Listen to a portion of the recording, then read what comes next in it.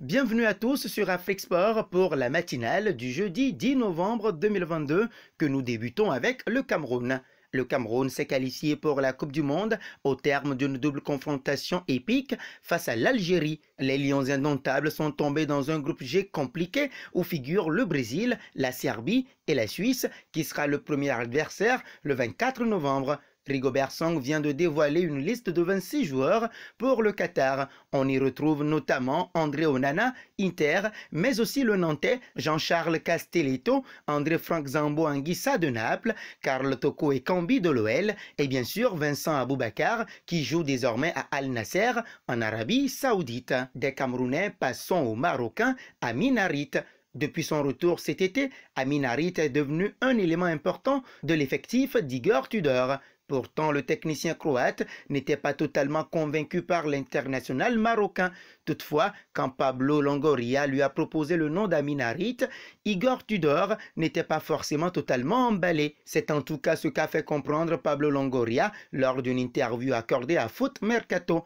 Au niveau de la psychologie, en tant que dirigeant, c'est mieux si le coach te dit que le joueur te plaît, qu'il serait content de l'avoir. On a attendu pour Amin que tout le monde soit absolument convaincu pour pouvoir protéger le joueur, confie-t-il. Désormais, Amin Harit a réussi à gagner la confiance de son coach, Igor Tudor. Il devrait d'ailleurs avoir un important apport cette saison s'il continue à ce niveau de jeu. Un passage en France. Contrairement à l'édition précédente en 2018, où il avait décidé de convoquer 11 suppléants attitrés, le sélectionneur de l'équipe de France Didier Deschamps n'a cette fois pas désigné de réservistes pour la Coupe du Monde au Qatar. Il y a une liste de 55 joueurs que tous les sélectionneurs ont établie. Jusqu'à lundi 19h, je peux prendre des joueurs dans cette liste et je ne suis même pas obligé de prendre dans cette liste, a expliqué le coach champion du monde devant les journalistes.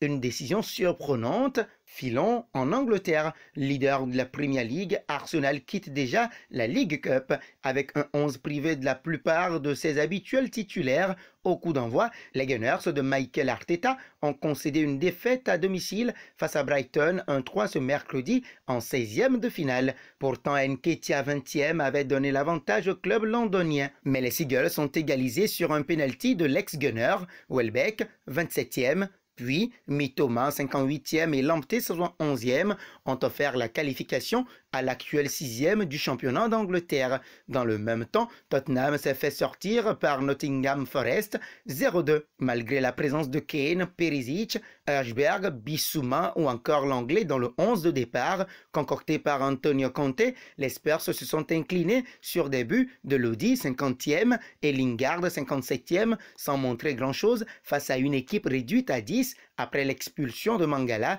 à la 75e minute, 2 tirs cadrés sur 9 tentés en 90 minutes. Un bond au Barça. Le FC Barcelone est parvenu à s'en sortir sur la pelouse du CA Osasuna 2-1. Pourtant, le club catalan a été mené et surtout réduit à 10 après l'expulsion de Robert Lewandowski. Pour un deuxième jaune, l'attaquant polonais a dû laisser ses partenaires en infériorité numérique après seulement une demi-heure de jeu. Et s'il est sorti très en colère, le joueur de 34 ans a frotté le bout de son nez avec son index. Et en Pologne, c'est un geste qui fait allusion à l'arrogance avec laquelle l'arbitre lui a parlé. Kopp nous apprend que Robert Lewandowski pourrait donc ne pas être suspendu que pour un match, mais bien pour 3 rencontres. Un gros coup dur pour les Blaugrana. En effet, après la Coupe du Monde 2022, le Barça affrontera l'Espagnol Barcelone, puis l'Atlético de Madrid. Robert Lewandowski pourrait donc rater 2 rencontres très importantes pour les Socios. Le Barça va certainement attendre cette décision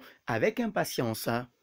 Nous voici arrivés à l'instant quiz avec 3 indices pour connaître notre joueur mystère du jour. Premier indice, je suis un attaquant de 28 ans évoluant en Espagne. Deuxième indice, j'ai déjà joué pour 4 clubs. Troisième indice, j'aurais pu jouer pour le Ghana en sélection. Qui suis-je? Vos réponses seront attendues en commentaire. Nos félicitations à tous ceux qui ont répondu Leroy Sané lors de la dernière matinale. C'était le joueur à trouver puisqu'il est un attaquant de 26 ans évoluant en Bundesliga qui a connu 3 clubs en pro. Messi et Ronaldinho sont ses idoles d'enfance. Terminons au Sénégal. La secrétaire générale de la FIFA, Fatmata Samoura, a réagi de façon étonnante à cet éventuel énorme coup dur pour les Lions de la Teranga. Nous, on va utiliser nos marabouts. Il faut qu'ils soient sur pied. Sadio, il faut que tu joues le 21 novembre, date du premier match du Sénégal face aux Pays-Bas. Si les marabouts sont efficaces chez nous, je ne sais pas, mais cette fois-ci, on va les implorer, rigole-t-elle. Plus sérieusement, c'est un vrai coup dur pour l'équipe du Sénégal et les nouvelles ne sont pas du tout rassurantes.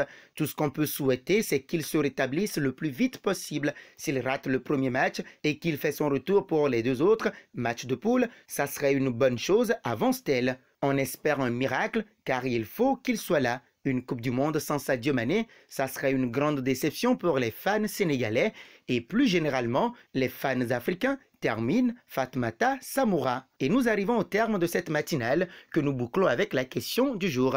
Avec le forfait probable de Sadio Mané, quel joueur pourrait prendre sa place dans le 11 du Sénégal? Vos réponses seront attendues en commentaire. En attendant, n'hésitez pas à vous abonner sur Afrique Sport pour ne rien manquer du football continental et international.